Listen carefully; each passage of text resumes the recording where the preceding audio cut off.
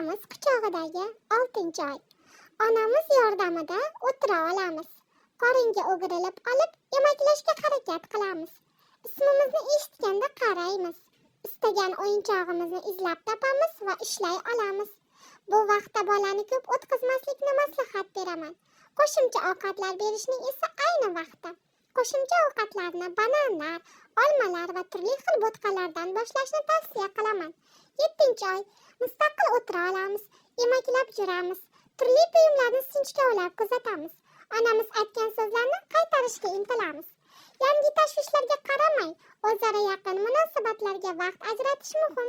Kichkintoyni quchoqlash, atrofdagi buyumlarning nomini aytib, o'ynatish va kuldirish kerak.